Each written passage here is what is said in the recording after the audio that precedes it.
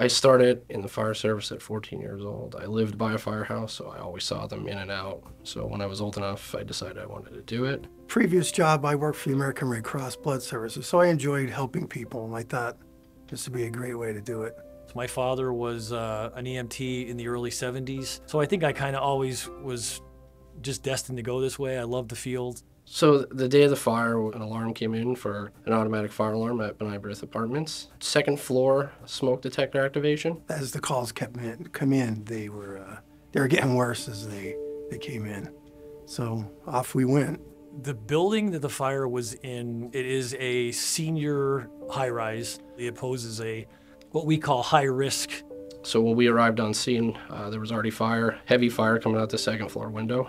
And we were met with very high heat, very poor visibility, just pretty awful conditions. We got to the fire floor, which is, thank God, only the second floor, because if we had to go more, I don't know how some of these people would have got out.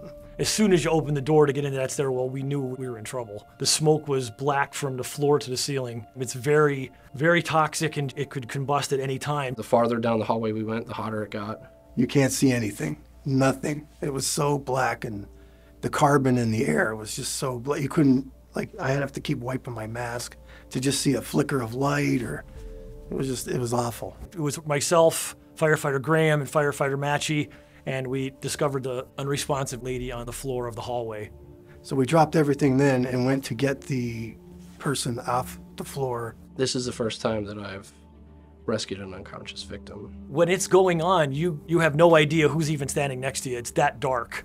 It was myself and firefighter Graham were on top, and then I believe firefighter Machey was at her leg. So in case somebody stopped fast or fell, her head or her body wouldn't go back or, hurt her anymore, because obviously she couldn't protect herself. Removing an unconscious victim is not the same as when you practice with a dummy.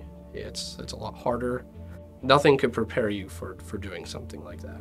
We ended up getting her down to the stairwell, where thankfully we had 2 or 3 firemen on their way up to help, and we assisted with her down the stairs and to the ambulance crew. Once you find somebody like that, your primary goal is to get them to EMS. Life safety is our primary focus in any fire. Within a minute, she probably would not have made it. There's no way.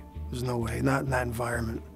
So once we removed the victim, we went right back to work. There was more work to be done. Other firefighters were screaming that there were other people hanging out windows right around the corner from us. I think there was some panic, and a lot of people didn't understand what the procedure was. One gentleman would not leave his room.